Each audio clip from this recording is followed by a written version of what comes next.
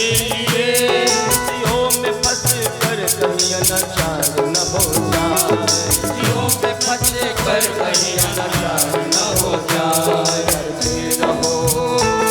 डरते रहो ये जिंदगी बेकार न हो जाए, बेकार न हो जाए। सपने में किसी जीव का अपकार न हो जाए, सपने में किसी जीव का अपकार न हो जाए। डरते रहो।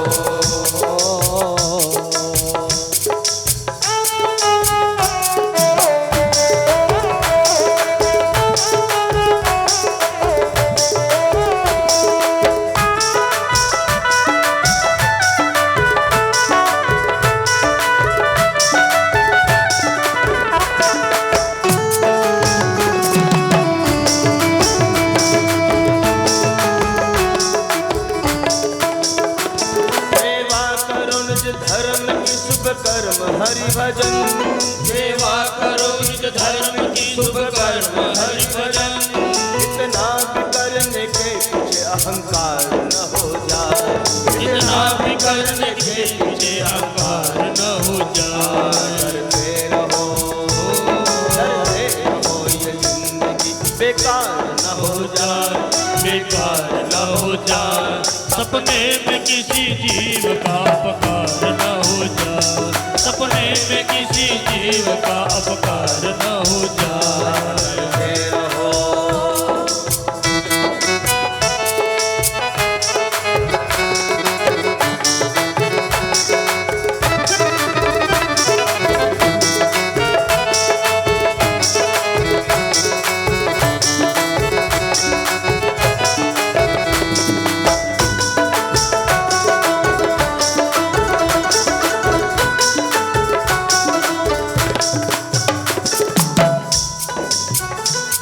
मंजिल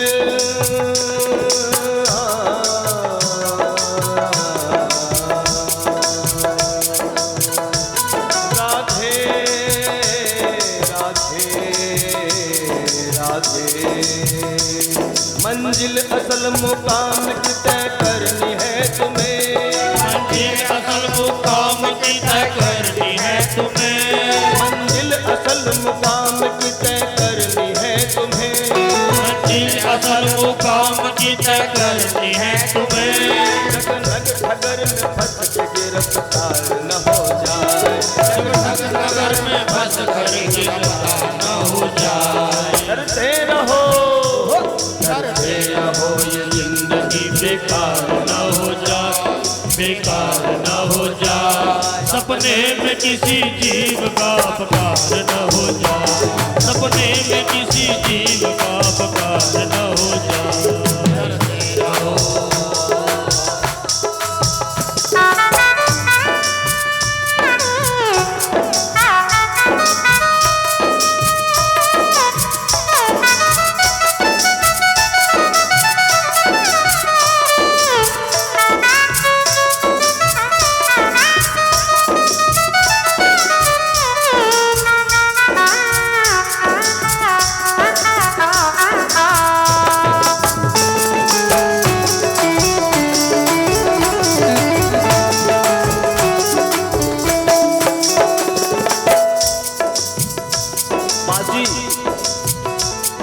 बाजी लगी है, सुना ना हमने कथा में। भगवान क्या कर रहा है हमसे? खेल खेल रहा है। कौन सा? आंख मिचौली। हमें क्या करना है? जीतना है कि हारना है? जीतना है ना। और ठाकुर जी को माधव लगी है बाजी, बाजी बाजी, माधव लगी है बाजी माया मोह जाल की, माधव लगी है बाजी माया मोह जाल की, माधव लगी है बाजी माया मोह जाल की, माधव लगी है बाजी माया मोह जाल की। धोखे में फंस कर कहीं हार न हो जाए, धोखे में फंस कर कहीं अब हार न हो जाए। डरते रहो बेकार न हो जाए, बेकार न हो जाए। सपने में किसी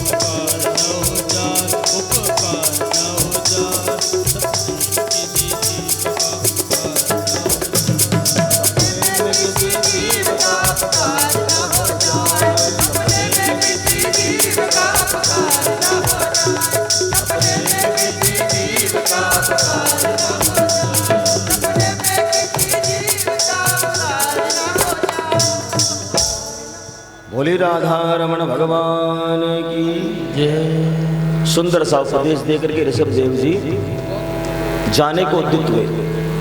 राजा भरत को अपना सारा राज्यभार समझा करके उन्होंने घर त्याग दिया। लेकिन घर के बड़े जो इतने अच्छे अच्छे ज्ञान दे रहे हो उनसे हमारी आसक्ति हो जाती है, इसलिए सारा परिवार उनके पीछे पीछे चल पड़ा। बोले महाराज दादाजी आप मत जाओ, आप हमारे घर पर ही रहो।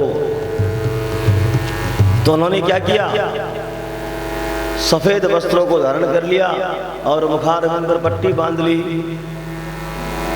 किसी बात करूंगा तो किसी से मोह होगा ना।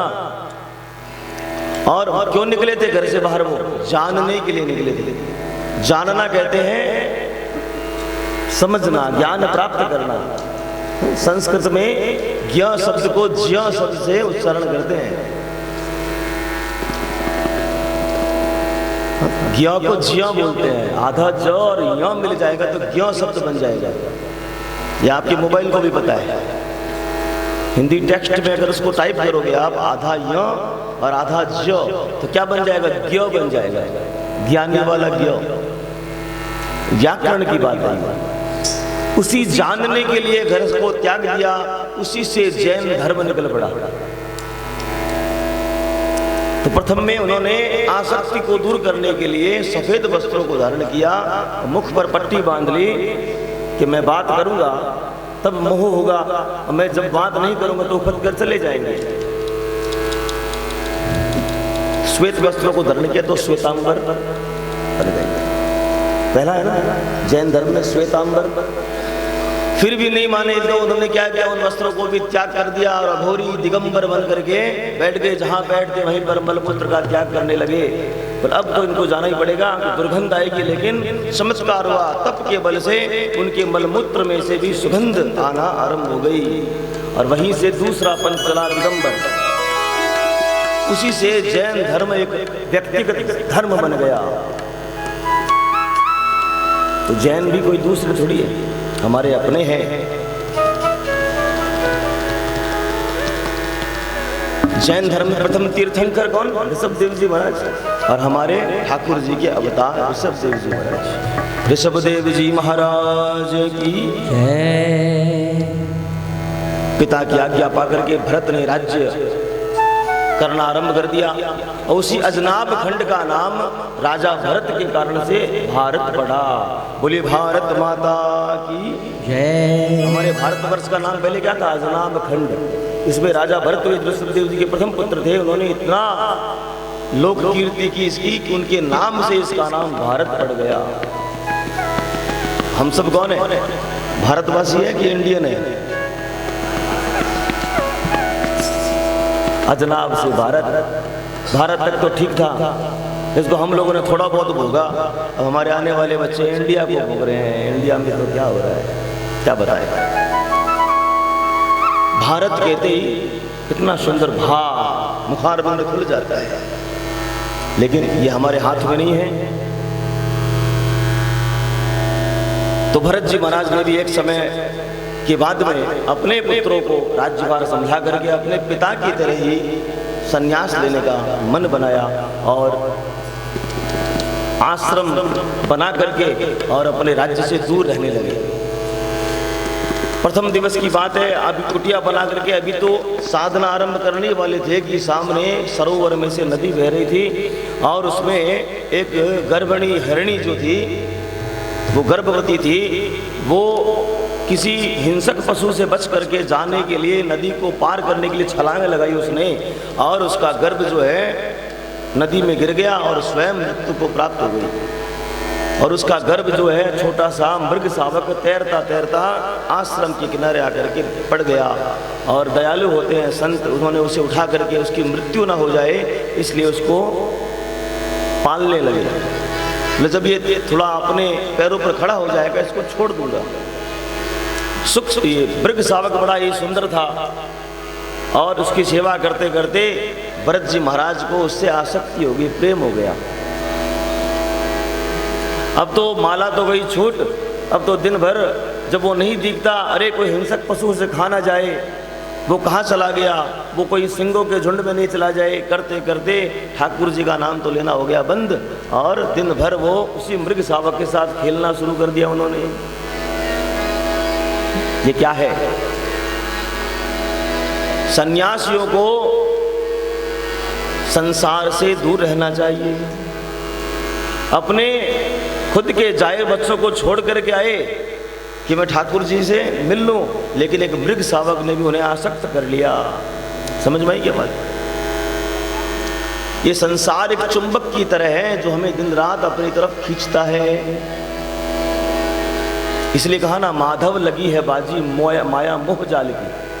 ये मोह माया ऐसी है कि कभी भी हमें ठाकुर जी से टिकने नहीं देती।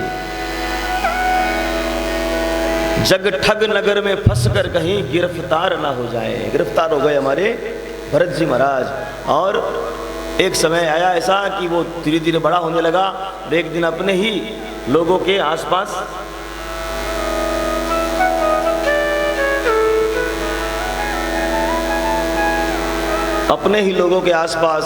झुंड में मिल करके और उनके साथ मिल करके चला गया।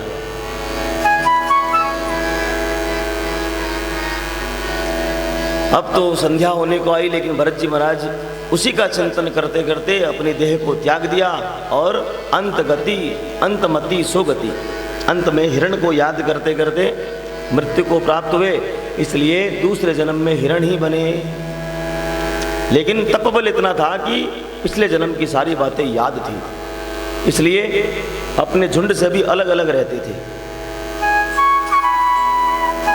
देखा होगा ना आपने कुछ पशुओं को, कई बार हम वीडियो भी देखते हैं कि किसी मंदिर में कोई गायें आकर के आरती करवाती है। जैसी आरती शुरू होती है वहां आकर के खड़ी हो जाती हैं। कहीं पे कोई स्वान जो है आकर के आरती करवाता है। हमने भी देखा, हमारे बड़ा बाजार में एक मंदिर है भैरव जी का, वहाँ एक स्वान था जो ठाकुर जी के ठीक सामने ही बैठा रहता था। जैसे ही आरती होती वो आकर के बैठता, आरती समाप्त होती चुपचाप वहाँ से चला जाता। ये कोई ना कोई योनि के जीव होते हैं जो अपनी योनि को काटने के लिए आते हैं। जब हिरण की योनि से मृत्यु हुई तो एक ब्राह्मण के घर में जन्म लिया भरत जी ने। उस जन्म में भी उनका नाम भरत ही था। अंगिरा गोत्र के उस परिवार में भरत जी का जन्म हुआ। सबसे छोटे पुत्र के रूप में उनका जन्म हुआ। पिता प्रकांड विद्वान थे। यज्ञोपवीत संस्कार करवाया और संस्कार करवा करके गायत्री मंत्र का उसे दीक्षित किया उससे। लेकिन भरत जी महाराज ने तो प्रण ले लिया था कि अब की बार किसी से भी मोह नहीं करना है। गायत्री मंत्र का जप करूंगा तो भी तो आसक्ति हो ही जाएगी, क्योंकि पुण्य मिलेगा तो उसका सुख भोगना पड़ेगा। इसलिए ना तो गायत्री मंत्र से दीक्षित हुए, ना किसी अन्य आसक्ति में फंसे। जो जैसे कहता वैसे कर लेते। पिताजी परेशान, माताजी परेशान। एक दिन तो बड़े बीमार हो गए पिताजी। बुलाया भरत जी को, देख बेटा तू हट्टा कट्टा नवयुवक है, तुम्हारे भाई सभी खेत में काम करने जाते हैं, तू कुछ काम नहीं करता। अपने बुद्धि से कुछ काम किया कर, नहीं तो परिवार वाले हैं, मुझे जब 100 वर्ष आ जाएंगे ये सारे तुझे घर से निकाल देंगे। लेकिन भरत जी पर जूं भी नहीं रेंगती थी। चुप। बोलना नहीं आता ऐसी बात नहीं थी, बोलना आता था उनको, लेकिन बोलते ही तो आसक्त हो जाएंगे ना, इसलिए बोलना नहीं है, चुप रहते थे।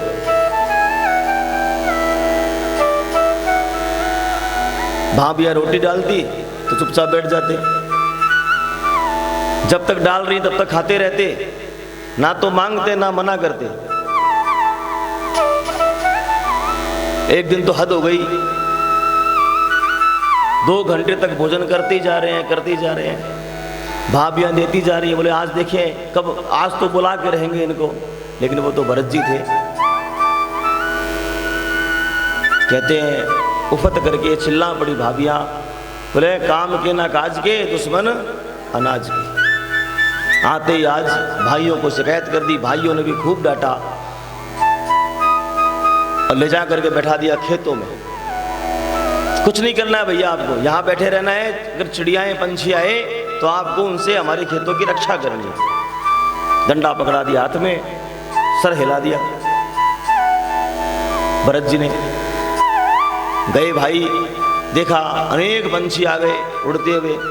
जैसे ही डंडा उठाने को ये हुए, मन में विचार आया, अरे मैं कौन होता हूं इनको मारने वाला? सबको अन्न देने का अधिकारी कौन है? ठाकुर जी है। सबका पेट तो वो भरता है, मैं कौन हूं?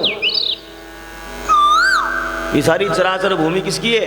मेरे ठाकुर जी की है। सभी भूमि गोपाल की, मेरी थोड़ी है। मैं हूं कौन? मैं पहले कौन था? राजा था, फिर मैं हिरण बना, अब मैं ब्राह्मण बना। क्योंकि उनको योग बल से सब कुछ बातें याद थी, इसलिए कभी भी अभिमान उनके देह में नहीं आया और उन्होंने डंडा वापस नीचे रख दिया। सारा खेत जो है चिड़ियाएं चुग गई। संध्या के समय भाई आए और जो डांटा फटकारा और धक्के मार करके घर से निकाल दिया। अब तो घर भी गया, बड़े आनंदित हो रहे हैं मनी मन। वाह, थोड़ी बहुत भी डर था कि घर में रहूंगा तो आसक्ति हो जाएगी, वो भी अब डर छूट गया। जंगल में जोगी रहता है,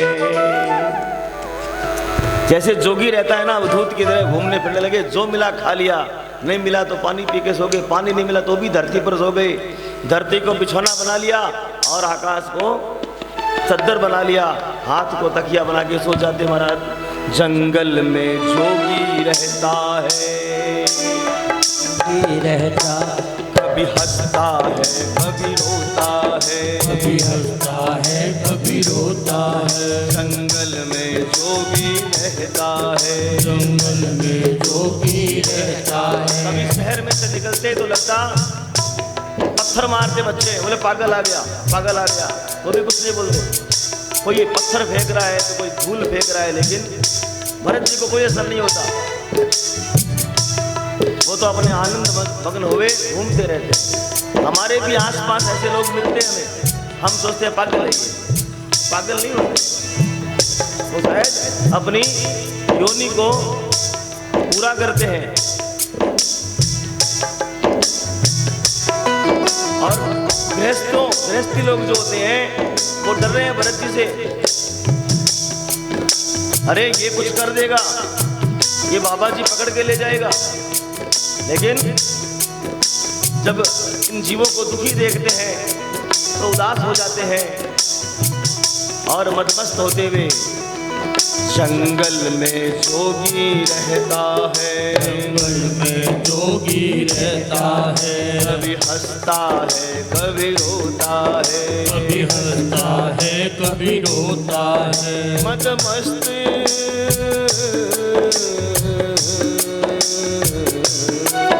मदमस्त हवा में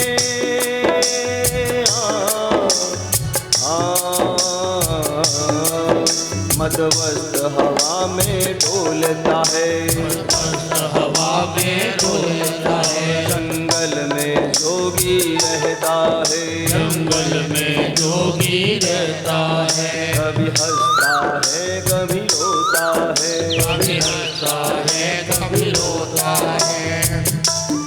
यूं डोल रहे थे। एक दिन उसी राज्य का राजा रहुगण, उसे अचानक से वैराग उठता है कि मैं अब कपिल भगवान को अपना गुरु बनाऊंगा और उनसे दीक्षा लेकर के तप जप करूंगा। उन्होंने अपने सैनिकों को आदेश दिया, जाओ मेरी पालकी निकालो। पालकी वाले पालकी लेकर के आ गए। अब जो पालकी उठाते हैं उसमें 4 जन चाहिए ना, तो 3 या 1 कुम्हार जो था बीमार पड़ गया। अब तो बड़े चिंतित हुए, राजा को मालूम चला तो राजा डांटेगा। तो खोजने निकले, खोजते खोजते कौन मिला? भरत जी महाराज मिल गए। उनको कहा, अरे काम करेगा? मना तो करना ही नहीं है। बोलना नहीं है। हमारे राजा पालकी में बैठ करके कपिल जी के आश्रम जाने वाले हैं ज्ञान लेने के लिए, दीक्षा लेने के लिए। एक जो कहार था वो आया नहीं आज, तो कहार बनेगा। हाँ भर दिया, चल पड़े, क्योंकि उन्हें पता था चराचर जगत में जो कुछ भी हो रहा है उसकी मर्जी से हो रहा है। मैं कौन होता हूँ अपनी पंचायती करने वाला। चल पड़े और जा करके 3 तो कहार पहले से थे, चौथा कहार बन गए कौन? भरत जी महाराज। राजा आया और पालकी में बैठ गया। आगे आगे चल रहे थे भरत जी महाराज और बाकी 3, 2 आगे 2 पीछे होते हैं ना, तो आगे की पंक्ति में तो हष्ट पुष्ट थे, आगे भार अधिक होता है। अब तो जैसे ही आगे चल रहे हैं, चलते चलते चींटियों की कतार दिखी। ऐसी कतार दिखी, मन में विचार आया, अरे मेरा पैर पड़ा और ये मर गई तो फिर पाप लगेगा, और पाप को भोगने के लिए फिर जन्म लेना पड़ेगा। उन्हें एक छलांग लगाई। छलांग लगाते अंदर कौन बैठा था? रहुगण, जो लेने जा रहा था ज्ञान, लेकिन अभी भी अभिमान था। पालकी में बैठ करके ज्ञान लेने जा रहा है। हम भी ऐसे ही करते हैं क्या? एक दृश्य देखता हूं बड़ा बाजार में मैं नित्य, संध्या के समय देखना आप भी कभी। कुछ है महापुरुष लोग जो कलाकार शिल्प में, रिक्शा जाएगा? हाँ बाबू जाएंगे, चल भूतनाथ चल। और ये बड़ी गुटखा खा करके अब मुंह भर करके टांग पे टांग रख करके रास्ते में सबको बोलते हैं, क्यों भाई जी कठिन है? अरे भूतनाथ साल सो गए, आ जाओ।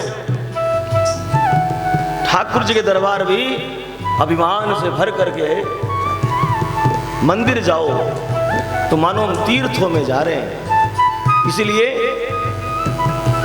नंगे पैर जाने की बात है। नंगे पैर जाओगे तो क्या होगा? बताया था ना, त्वमेव माता च पिता, तो मेवा नहीं होगा। डर नहीं रहेगा कि चप्पल खो जाएगी। इसलिए नंगे पैर जाने का विधान बनाया। हमारे ऋषि मुनि बड़े ही दूरदर्शी थे, उनको सब पता था ऐसा समय आने वाला है। अपने से अधिक चप्पल की चिंता रहती है हमें, पता है क्या? चप्पल का शुद्ध नाम क्या है पता है क्या? पग रखी, पग की रक्षा करने वाली। कोई कांटा ना चुभ जाए, कोई शीशा ना चुभ जाए।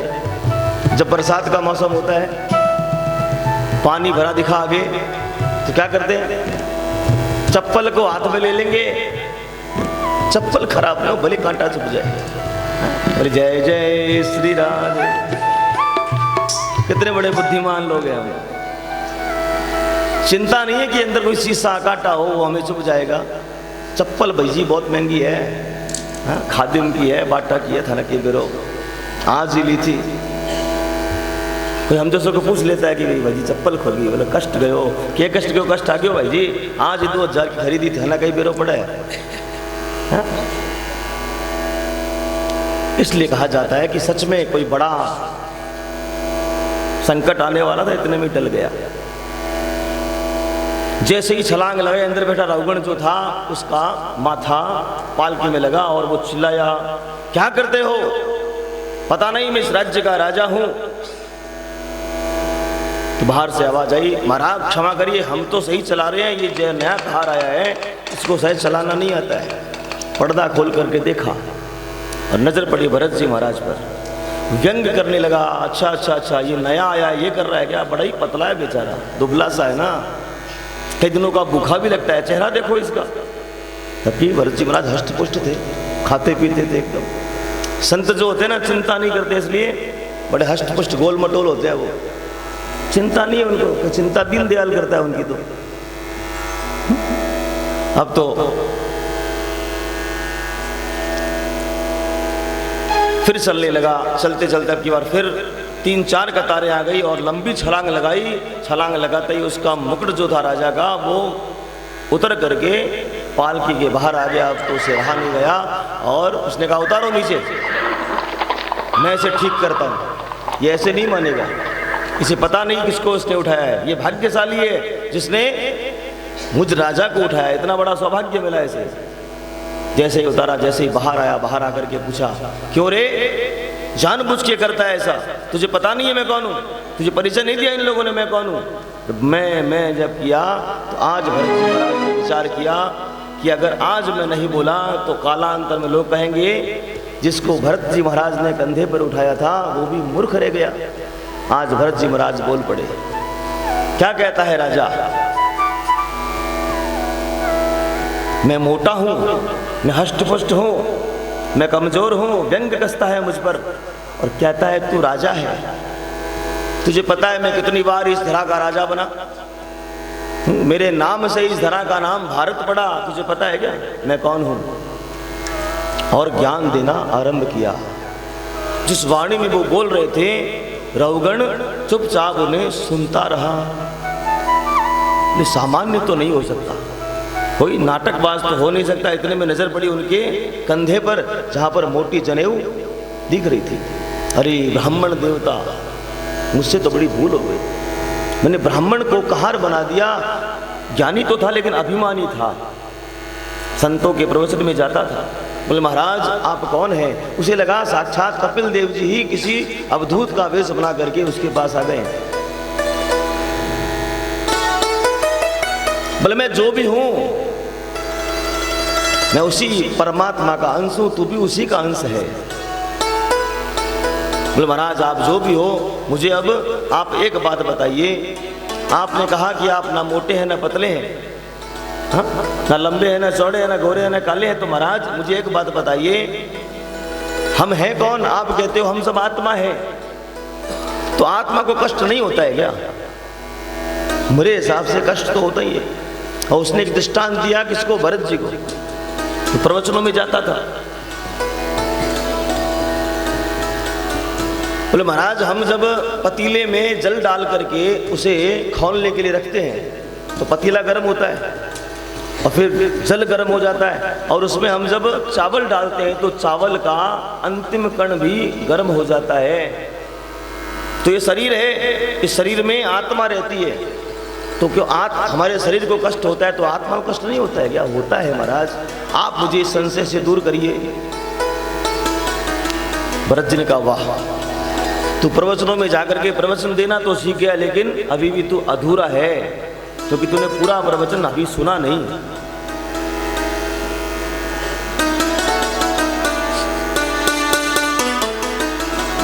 तुझे मैं तेरी बात में ही समझाता हूं। पतीला चढ़ाया और पतीले के अंदर में चावल डाल दिए, दूध डाल दिया और उसे खौलने के लिए छोड़ दिया।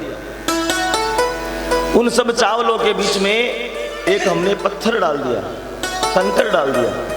तो मुझे बता राजा, उस पतीले में दूध भी गर्म हो गया, पतीला भी गर्म हो गया, चावल भी पक गए, क्या वो पत्थर पकेगा?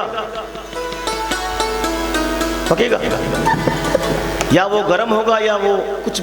उसी तरह इस संसार में रहते हुए इस जीव के अंदर सारे पंच तत्व होने के बावजूद भी ये आत्मा निर्लिप्त है। इसको कोई फर्क नहीं पड़ता। आँच कितनी बढ़ा दीजिए भले, गर्म होगा क्या? या पक जाएगा पत्थर। खीर खाएंगे तो दांतों को तोड़ देगा वो। महाराज आप चुप मत होइए, बोलते रहिए। एक और दृष्टांत दिया कि जैसे आकाश को कोई कहे कि मैंने आकाश को पकड़ लिया। पकड़ सकते हैं क्या आकाश को? तलवार निकाल किसी ने कहा कि मैंने आकाश को काट दिया, काट सकते हैं क्या? इसी प्रकार ये आत्मा जो है अव्यय रहित है, अव्यय नहीं है इसके अंदर। इसको हम ना देख सकते हैं, इसको हम ना पकड़ सकते हैं, ना इसको जला सकते हैं, ना इसे डुबा सकते हैं। नैनम छिंदंती पावक, नैनम छिंदंती शस्त्राणि, शस्त्र से काट नहीं सकते इसको, ना इसे हम जला सकते हैं ना डुबा सकते हैं। ये अजर अमर है, इसलिए आत्मा निर्लिप्त है राजा, इसको कोई फर्क नहीं पड़ता। आत्मा इतनी पवित्र है। एक दृष्टांत बताया कि जब आत्मा हमारे अंदर ही है तो फिर हमें ठाकुर जी दिखते क्यों नहीं है? तो बताया वासनाओं की रुई में लिपटा हुआ है ये हृदय, इस कारण से ठाकुर जी को स्पर्श नहीं कर पाता हमारा हृदय, इसलिए ठाकुर जी दिखते नहीं है। फिर गुरु जी के पास में पारस मणि थी, पारसमणि का क्या चमत्कार है, अगर लोहे को स्पर्श कर लेवे तो सोना बना देती है उसे। तो एक शिष्य को खबर पड़ी, उसने वो गया जाकर के गुरुजी को गुरुजी बनाया, दीक्षा ले ली, महाराज मैं आपकी सेवा में ही रहूंगा, और सेवा करने लगा। एक दिन किसी काम से गुरुदेव चले गए शहर, तो पीछे से सारा कमरा उसने साफ कर दिया। किसके लिए? कहीं मुझे पारसमणि मिल जावे, उसी लिए आया था वो। शाम को गुरुदेव वापस लौटे, देखा कमरा चकाचक दिख रहा है। बोले क्या बात है आज चेला जी, बड़ी सफाई हो गई। राम महाराज दीपावली दूर है, मैंने सोचा आज अवकाश का समय आप नहीं हो तो मैं सफाई कर दूं। गुरुदेव ने कहा मुझे पता है तू क्या सफाई करने आया था, तू जो खोज रहा है ना सामने उस डिबिया में पड़ी है। डिब्बे में पड़ी गुरुजी? हाँ, वो तो लोहे की है, और मुझे ये पता है गुरुदेव की लोहे की डिबिया में अगर पारसमणि होती तो वो सोने की बन जाती, तो लोहे की है। मुझसे आप विनोद करते हो, मुझसे आप मजाक कर रहे हो, तू लेकर तो आ उसे। और लाया, और जब डिबिया को खोला तो पारसमणि किसमें लिपटी हुई थी? रुई में लिपटी हुई थी। और गुरुदेव ने कहा जैसे ही रुई को हटा करके और डिबिया को स्पर्श करवाया, डिबिया सोने की बन गई। तो राजा ये हमारा हृदय भी वासनाओं की रुई से लिपटा हुआ है, इस कारण से वो स्पर्श नहीं कर पा रहा है ठाकुर जी को। जैसे ही रुई हटेगी वासनाओं की, कौन कौन सी रुई है? काम की, क्रोध की, मद की, लोभ की, मोह की, और छठा क्या था? मच्छर था ना एक, मत्सर, ईर्ष्या। ईर्ष्या जब तक रहेगी तब तक ठाकुर जी नहीं दिखेंगे। अब तो सारी बातें सुन करके रहुगण जो था, और रहुगण तू कहता है कि तू इस राज्य का राजा है, तेरी कोई औकात नहीं है, क्योंकि भगवान एक क्षण में किसको राजा बना करके रंक बना दे पता ही नहीं है। तूने जीवन बर्बाद कर दिया, और तू ज्ञान लेने के लिए जाता है और अभिमानी बन करके जा रहा है, पालकी में बैठ के ज्ञान लेने के लिए जा रहा है। अब तो शरणों में पड़ गया। बोले महाराज मुझे क्षमा करें आप। भरत जी कह रहे हैं कि तूने हीरो सो जन्म गवायो, भजन बिना बाबरे। तूने हीरो सो जन्म गवायो, भजन बिना बाबरे। तूने हीरो सो जन्म गवायो, भजन बिना बाबरे। तूने हीरो सो जन्म गवायो, भजन बिना बाबरे।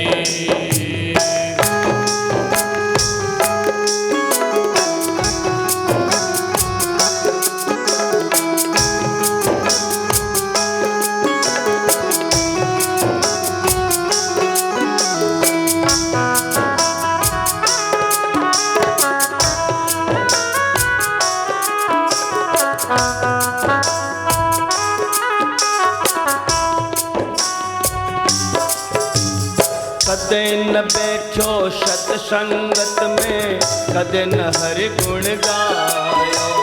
कदे न बैठो सत्संगत में, कदे न हरि गुण गायो।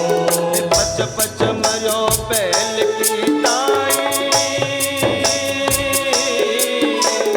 पच पच मरो पहल की ताई, सोय रयो उठ खायो। और तूने हीरो सो जन्म गवायो, भजन बिना बाबरे। तूने हीरो सो जन्म गवायो, भजन बिना बाबरे। जय हो।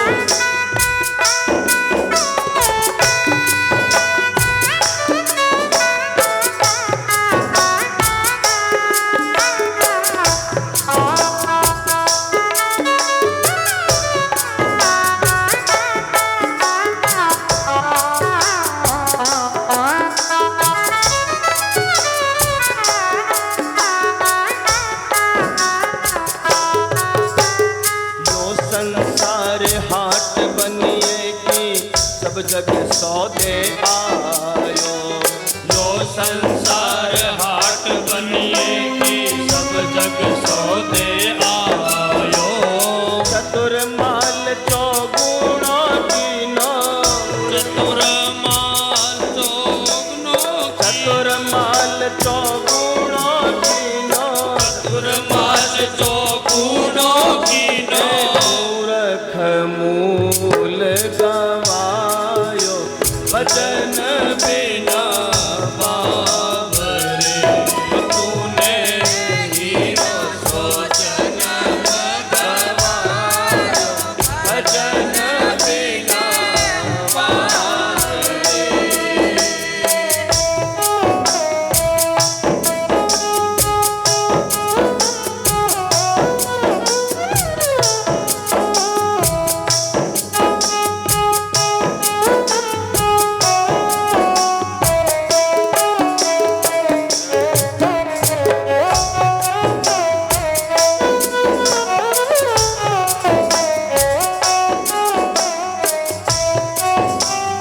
यो संसार फूल से मल को सुवो देख लुभायो।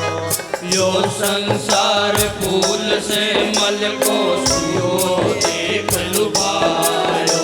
अरे मारी चोच निकल गई रोई, मारी चोच निकल गई रोए। मारी चोच निकल गई रोई, मारी चोच निकल गई रोए। सिर धोने धोने पछतायो भजन बिना बाबरे तूने हीरो सोचन गवायो भजन बिना बाबरे। जय हो।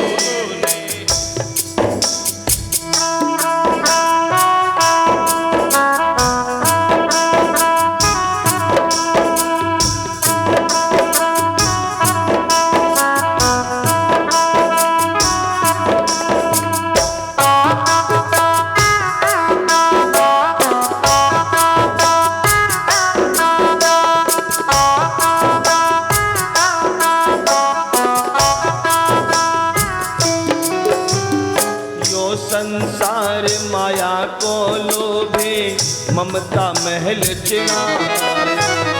यो संसार माया को लोभे ममता महल चिड़ायो। यो संसार माया रो लोभे ममता महल चिनायो।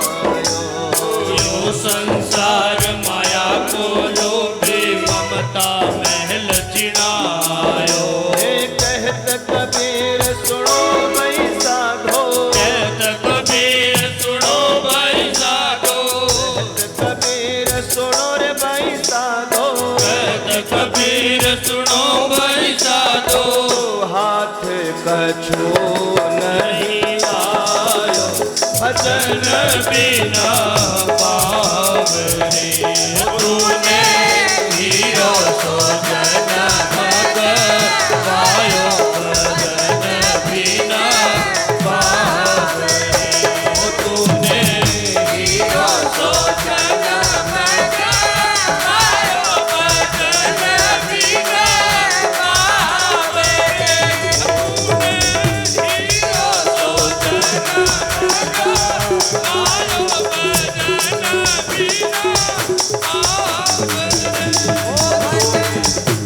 भजन बिना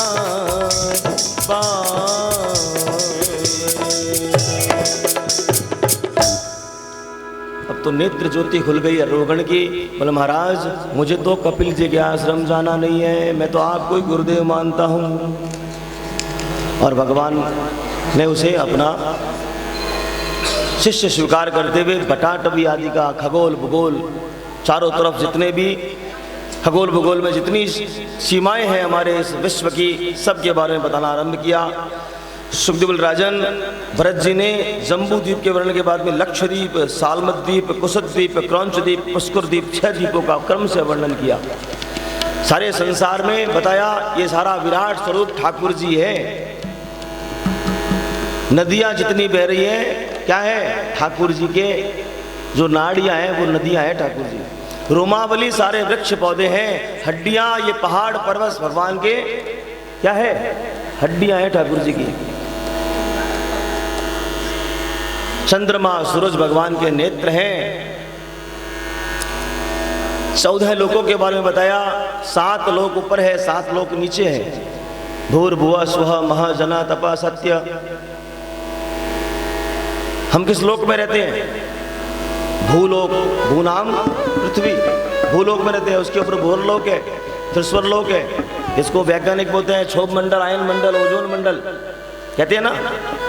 ये सारी चीजें हमारे इस भागवत में हजारों वर्ष पहले लिखी हुई है। ऊपर 7 लोक, नीचे कितने लोग, 7, कितने लोगों को, 14 लोग। भू भुवः स्वः महाजना तपा सत्य। नीचे तल अतल वितल सुतल रसातल पाताल, सबसे नीचे पाताल लोग।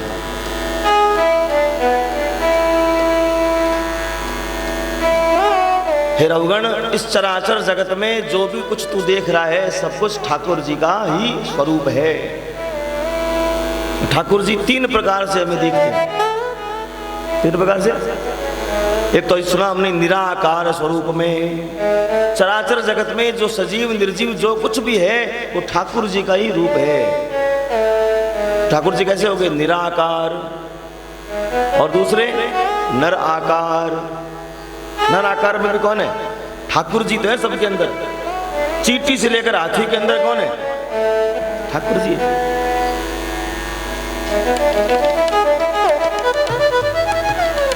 और तीसरा है नीराकार। नीर, जल में भी कौन है, ठाकुर जी है। जहां से हमने इस कथा की यात्रा आरंभ की वो जल, गंगा का जल भी कौन है, ठाकुर जी ही है।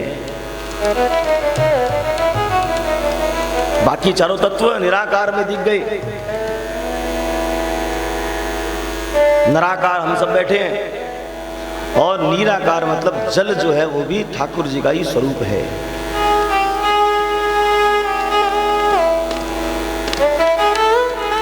हर देश में तू, हर वेश में तू, तेरे नाम अनेक तू एक ही है। तेरे नाम अनेक तू एक ही है।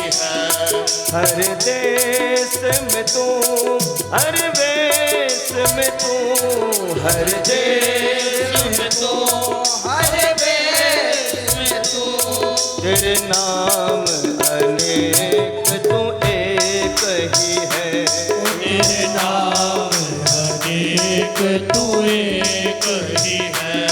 तेरी रंग भूमि यहाँ विश्व धरा। तेरी रंग भूमि यह विश्व धरा।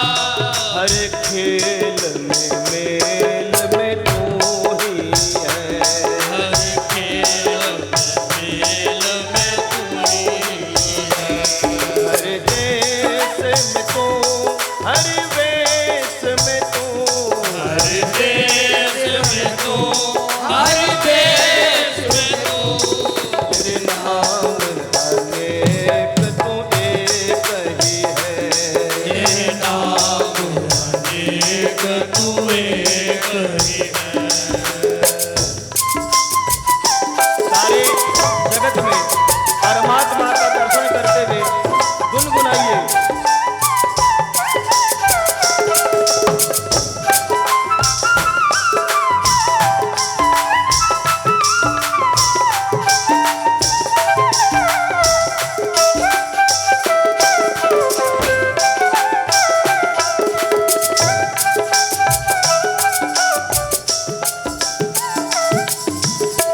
मन में श्रद्धा को जगा करके जब इस भजन को अनुभूत करेंगे तो अद्भुत सत्ता है हमारे ठाकुर जी की।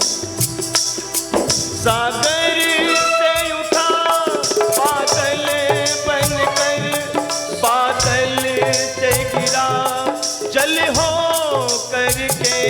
सागर से उठा बादल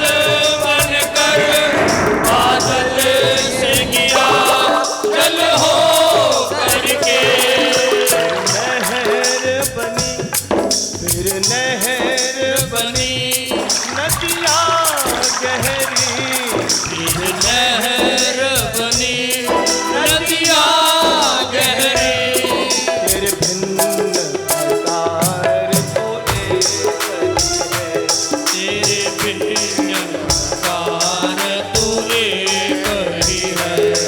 हर देश में तू, हर वेश में तू, हर देश में तू, हर वेश में तू, तेरे नाम अनेक तू एक ही है। तेरे नाम अनेक तू एक ही है।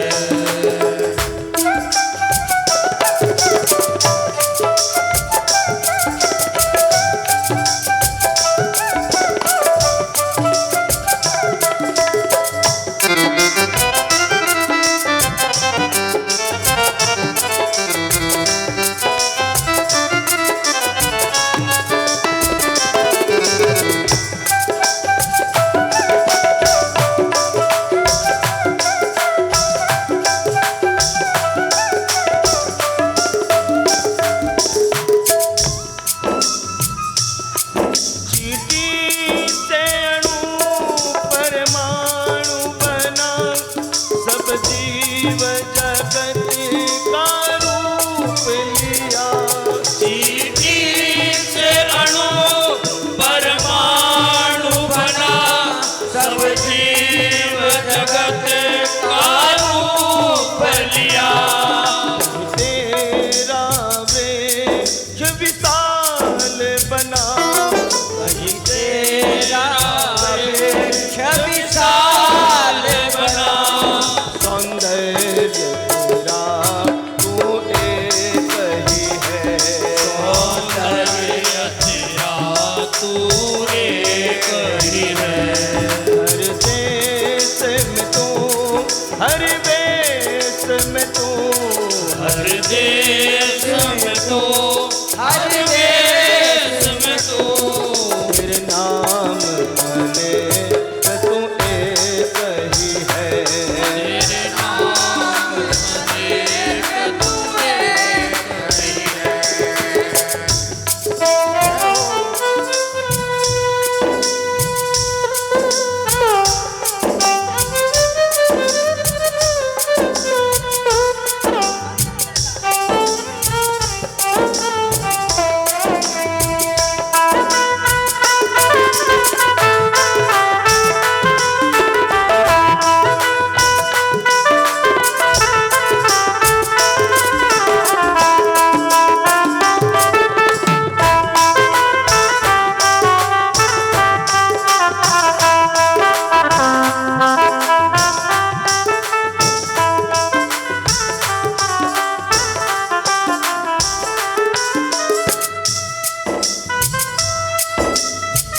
समझ में आ रही है भगवान की सत्ता।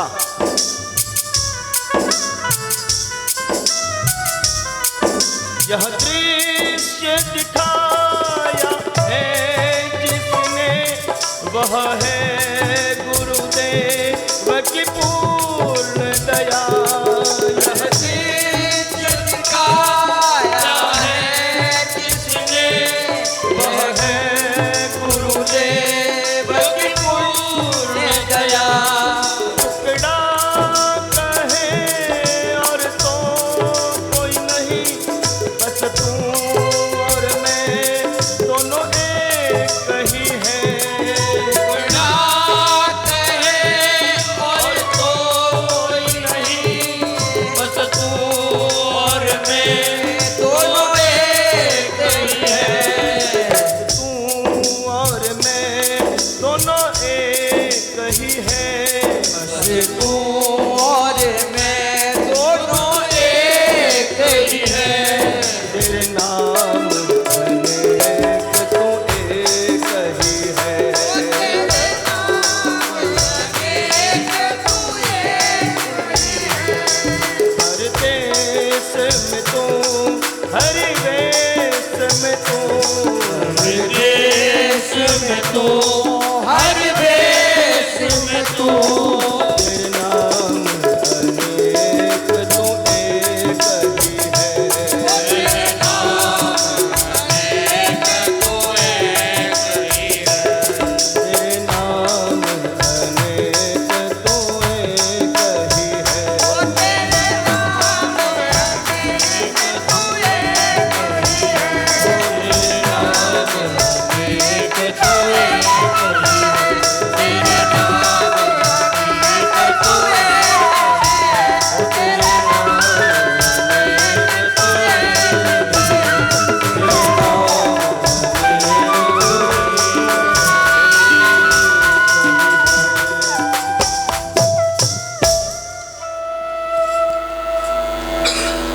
अलग अलग दृष्टांत देकर के राजा रहुगण को समझा रहे हैं राजा भरत जी।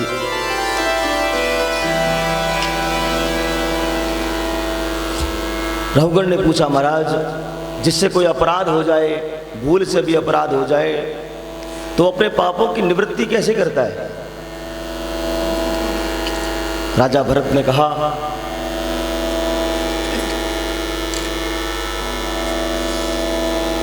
जिसने पाप किया है उसे धोबी घाट जाना पड़ता है। धोबी घाट शरीर क्या है? शरीर एक वस्त्र है जो आत्मा धारण करती है। पाप करने से वो मैली हो जाती है? उस धोबी घाट को भागवत कहती है नरक। नरकों में जाना पड़ता है, दंड विधान है, तभी वहां जाकर के पापों को भोग करके फिर हम स्वस्थ स्वच्छ कपड़ा शरीर रूप में लेकर के फिर इस धरा पर पुण्यों को भोगने के लिए आते हैं। अनेक अनेक नरकों का वर्णन किया। करूँ क्या एक आधे का? डरोगे तो नहीं ना? तामिश्र, रौरव, महारौरव, कुंभीपाक, कालसूत्र, अस्त्री, पत्रवन आदि अनेक अनेक नरकों का वर्णन किया।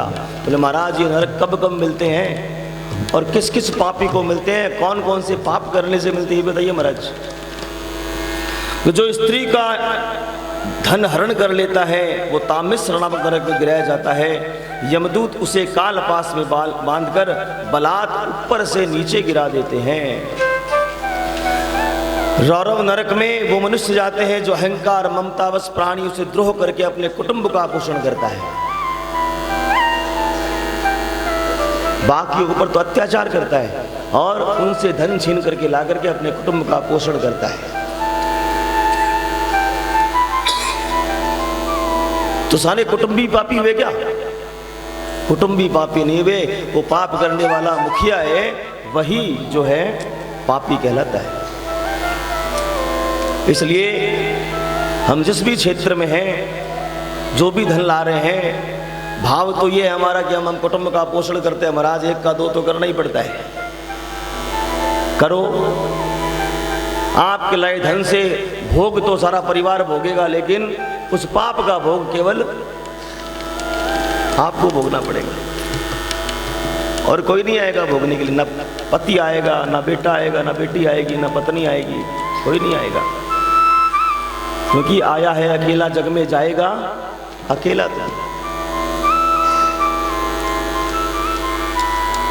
मुट्ठी बांधे आया जगत में, हाथ पसारे जाएगा, और अंत समय में केवल और केवल क्या जाएगा? पाप पुण्य ही साथ जाएगा। कुंभीपाक में वो जीव जाते हैं जो निर्जीव मूक पक्षियों की, मूक पशुओं की हत्या करते हैं। वो लोग वहाँ कुंभीपाक नरक में जाते हैं। कहते हैं वहाँ पर यमदूत जो है उस जीव को खौलते तेल में डाल करके उसका भी वही दशा करते हैं जो उसने उस पशु की थी। बड़े बड़े कुत्ते वहाँ खड़े रहते हैं जो आपको काटेंगे। तो रघुगण ने कहा महाराज मरने के बाद में कौन सा दर्द होता है? बोले वहाँ पर आपको अंगूठे के परिमाप से आपको देह मिलती है और आपको सारे वो कष्ट होते हैं जो अभी हो रहे हैं। भगवान को ही पता है, बड़ा बुद्धिमान है ये जीव, कि ऊपर जाएंगे तो कौन सा समझ में आएगा। और वर्तमान में देख रहे हैं ये सारे नरक हमें यही समझ में आते हैं। अत्रैव नरक अत्रैव स्वर्ग। विश्वास ना हो तो कभी सरकारी अस्पताल का चक्कर लगा के आ जाना, समझ में आ जाएगा। किसी की टांग टूटी है तो कोई जला हुआ है, तो कोई मरा हुआ है, तो कोई ऊपर से गिर गया है, वो क्या है? नरक ही तो है। भगवान बोलते हैं हमारे पास भी समय नहीं है, आपके पास नहीं है, तो इसलिए यहीं के भोग यहीं भोग कर चला जाता है। महाराज इन पापों से मुक्ति कैसे होगी? कि तो जीव है, बड़े बड़े ऋषि मुनि भी नहीं बच पाते इस माया से, पाप कर बैठते हैं। तो इसका उपचार क्या है? बोले एक ही उपचार है, कलौ केशव कीर्तनात्। भगवान का कीर्तन करने मात्र से भी तुम्हारा कल्याण हो जाएगा राजा। ऐसा कह करके रघुगण ने प्रणाम किया भगवान को और अपने राज्य में जाकर के भगवान का संकीर्तन करते हुए अपने जीवन को बिताने लगा। और जड़ भरत भी धीरे धीरे अपने जीवन को समाप्त करते हुए परम धाम को प्राप्त हो गए। बोलिए भरत जी महाराज की जय। राजा परीक्षित ने पूछा, है सुखदेव मुनि, आपने जिन नरकों का वर्णन किया उन नरकों से बचने का क्या उपचार है? बोले एक ही उपचार है, किसी भी भाव से लो, भगवान का नाम लो। बोले भाव अशुद्ध हो तो भी? बोले हाँ। बोले ऐसा कोई दृष्टांत है आपके पास जिसको सुनने से मुझे विश्वास हो जाए कि हाँ ऐसा भी किसी के साथ हुआ है, जिसने दुर्भावना से भी नाम लिया लेकिन उसका कल्याण हो गया? बोला है ना। और उन्होंने सुंदर सा आख्यान सुनाना आरंभ किया।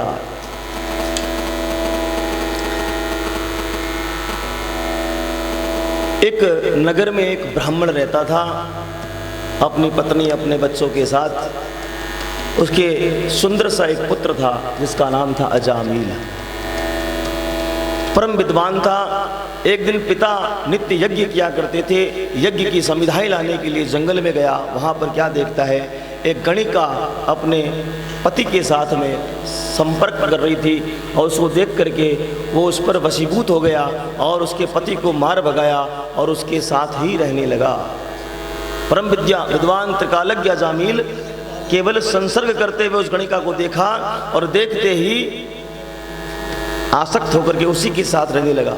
अपने पत्नी का त्याग कर दिया, अपने पिता माता का त्याग कर दिया, अपने बच्चों का त्याग करते हुए उसी गणिका वेश्या के साथ रहने लगा। केवल दृष्टि से देखा उसने और एक क्षण का संपर्क उसके सारे जप तप को उसने नष्ट कर दिया। ये राजा परीक्षित, उस वेश्या से उसके 10 पुत्र हुए। एक दिन की बात, वो घर पर नहीं था, उसकी पत्नी गर्भवती थी। कुछ संत उस गांव में पधारे और उन्होंने पूछा, इस नगर में कोई ब्राह्मण रहता है क्या? अजामिल घर में नहीं था, अन्न खा करके उठे ही थे और इतने में अजामिल घर में प्रवेश कर गया। किसकी आज्ञा से तूने इन संतों को यहाँ बुलाया है? बुद्धि पूरी समाप्त हो चुकी थी उसकी।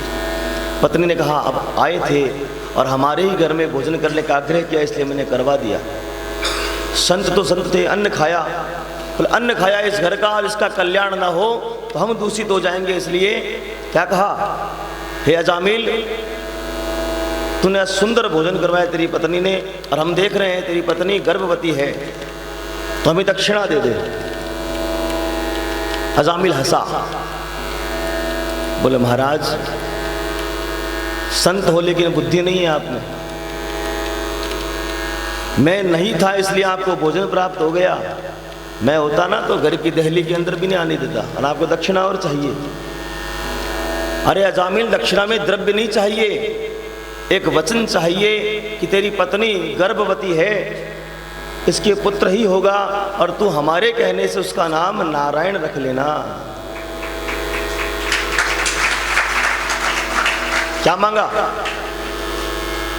पैसे नहीं मांगे, क्योंकि संत ब्राह्मण जो होते हैं वो हमेशा अपने यजमान का भलाई चाहते हैं।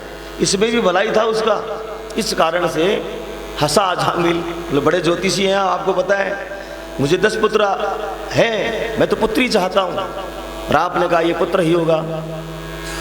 हम कह रहे हैं ना पुत्र ही होगा, इसलिए इसका नाम नारायण रख लेना। ऐसा क्यों कहा संतों ने?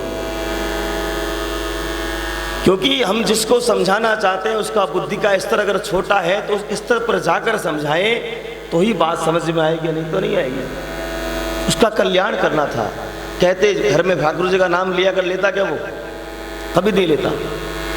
इसे समझने के लिए आपको चुटकुला सुनाता हूँ। हालांकि भागवत में चुटकुला नहीं सुनाना चाहिए, मर्यादा भंग होती है, लेकिन इस चुटकुले से आपको बहुत कुछ समझ में आएगा। इस कथा को समझने में आपको सुविधा होगी। एक मास्टर जी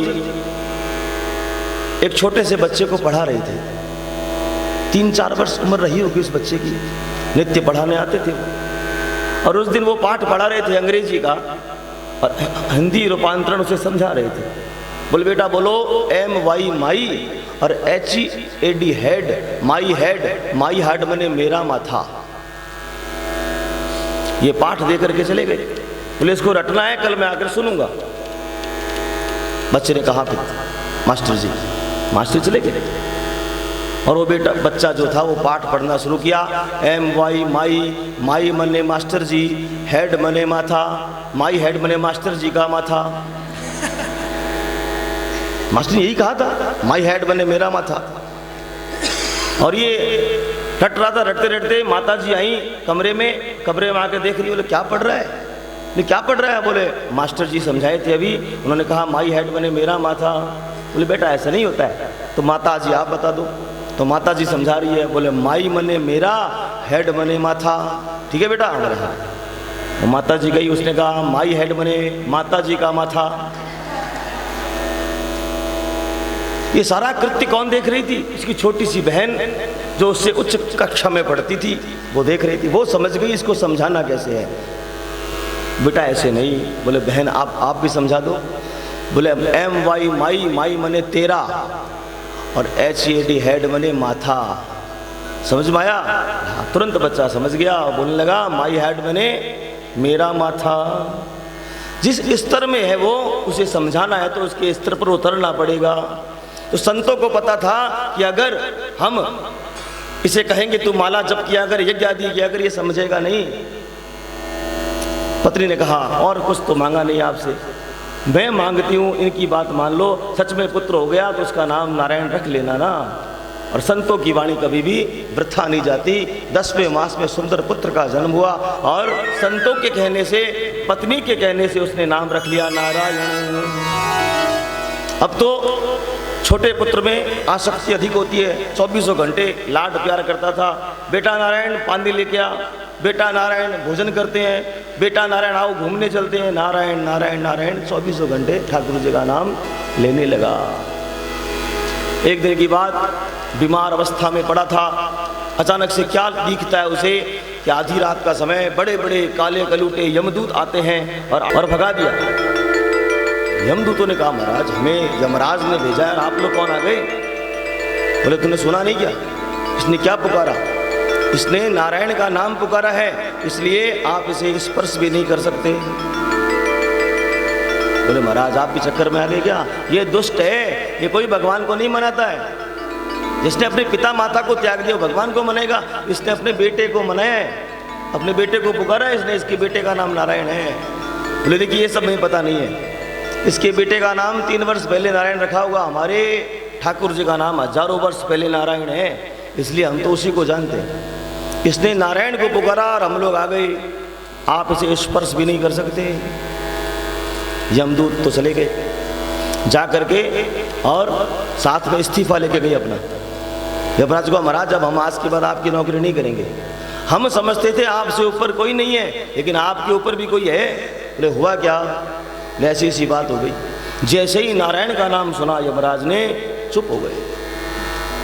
अरे मैं आपको बताना भूल गया था, ये भगवान के जो भक्त अंत समय में भगवान का नाम ले लेते हैं उनके पास कभी मत जाना। अगर जीवन भर उन्होंने कोई अच्छा कर्म भी ना किया हो तो भी अगर अंत समय में उसने ठाकुर का नाम ले लिया तो आपको उसे स्पर्श करने का भी अधिकार नहीं है। बोले नारायण भगवान की। इतना बड़ा प्रभाव है नारायण नाम का। और हम क्या करते हैं? संत कितना ही कहते रहे, पंडित जी कितना ही कहते रहे, उनको दक्षिणा भी भर भर के देते हैं, हम नामकरण भी करवाते हैं, लेकिन नाम तो अपने हिसाब से रखते हैं हम। अंटी बंटी संटी पप्पू, जिसका कोई मतलब नहीं है, आपको स्वयं को नहीं पता होगा। और आजकल वर्तमान में तो ये गूगल बाबा आकर के और भी सत्यानाश कर चुके हैं। ये बड़े बड़े कम्युनिटी हॉल बुक करवाते हो, ये बड़ा खर्चा करते हो, पंडित जी से मुहूर्त निकलवाते हो, जन्म पत्री बनवाते हो, पंडित जी 4 नाम निकालते भी हैं बेचारे, लेकिन उनमें से एक भी नहीं रखना है। एक जगह तो अद्भुत बात देखी मैंने, ऐसा मत करो। हम लोग पूछ लेते हैं आजकल कि भाई कौन सा नाम बता, तो यही नाम सुना तो यही नाम होना है इसका, कान में बताना पड़ता है। तो उन्होंने कहा महाराज इसका नाम हम लोगों ने मिल करके सोचा है। पहले दादाजी रखते थे, दादी रखती थी, लाड का नाम बुआ जी रखती थी, आजकल बेचारी वो तो मुख दर्शक खड़ी रहती है बनी हुई। ना बोलो जी अपने आप पंचायत आपा को नहीं करा, आप ही करेगा आपका, ऐसे करते। बोले महाराज इसका नाम हमने अनवी रखा है। ये कौन सी देवी का नाम है? आजकल हमें पता नहीं होता है कि कहाँ गूगल में से निकालते हैं कि देवी का नाम है, कौन सी देवी का नाम है। बोले देवी का नाम नहीं है महाराज। तो बोले मेरा नाम है विक्रम, तो विक्रम का वी ले लिया। मेरी पत्नी का नाम है अनीता, उसका ले लिया अन, इसका अन वी हमने नाम रख लिया। इससे क्या होगा? बोले हमको पता रहेगा ये हमारी है। जय जय श्री राधे। बुद्धि की पराकाष्ठा देखिए आप। हाँ? इससे कुछ आनी जानी नहीं है। श्री ठाकुर जी के सुंदर सुंदर नाम जिसका अर्थ आपको पता हो वैसे नाम रखना चाहिए, जिसका अर्थ। और ये स्थूल ज्योतिष की बात बताऊं मैं, जैसा नाम होता है वैसे ही गुण उसमें आ जाते हैं। ये जो हमारी अंग्रेजी भाषा है ना, उससे बैर नहीं है हमें, क्योंकि हम ऐसे माहौल में रह रहे हैं कि अंग्रेजी बोलनी पड़ती है और हमारे शब्दों के अंदर अंग्रेजी आ चुकी है। मैं एकदम शुद्ध हिंदी बोलना शुरू को समझ में नहीं आएगा। अब ये माइक है, इसको हिंदी में क्या बोलते हैं पता ही नहीं है। माइक तो बोलना ही पड़ेगा अंग्रेजी, कहाँ जाएंगे, कहाँ छूटेगी आपसे अंग्रेजी। हमारी माताएं भी अंग्रेजी बोलती हैं और ऑफिस जा रहे हैं, ऑफिस सब तो अंग्रेजी का है ना। ये हर 3 साल में अपडेट होती है, ऐसी है अंग्रेजी। किसी ने गौर किया कि नहीं? पहले हम क्या बोलते थे, फाइनल मैच है आज, अब क्या बोलते हैं, फिनाले मैच है आज।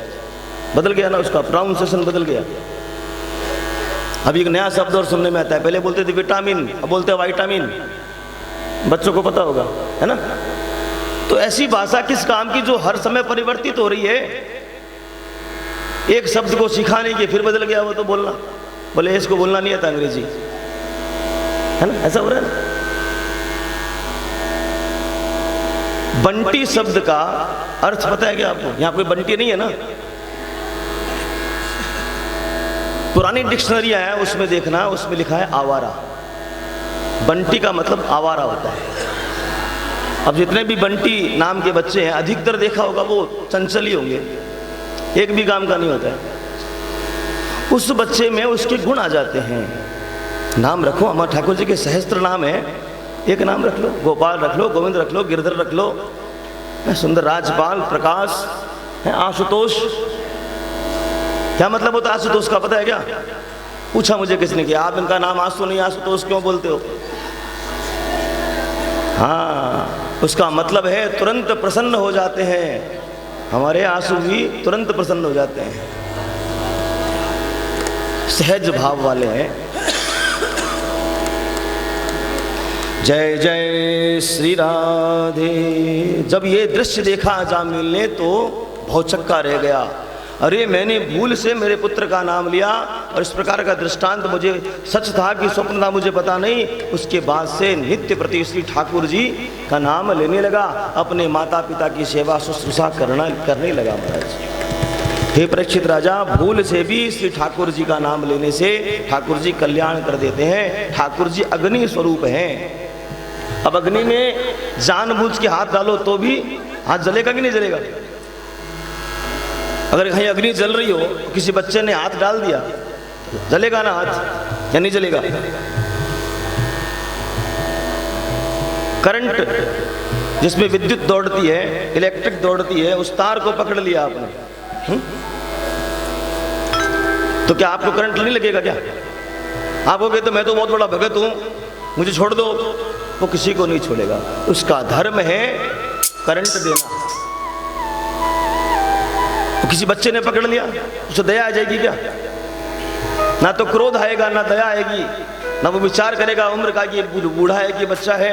उसका धर्म है जलाना, अग्नि का धर्म है। वैसे ही भगवान का धर्म है। भगवान ने प्रतिज्ञा ली है, जो अंत समय में मेरा नाम लेगा मैं उसका कल्याण करने के लिए बाध्य हूं। लेकिन ये अंत समय में नाम आता नहीं है, इसलिए तरीके बता रहे हैं ठाकुर जी कि अगर हम बच्चों से भी प्रीति करते हैं तो भी उनका नाम भी ले लेंगे आसक्ति में, तो भी हमारा कल्याण हो जाएगा। बोली लक्ष्मी नारायण भगवान की जय।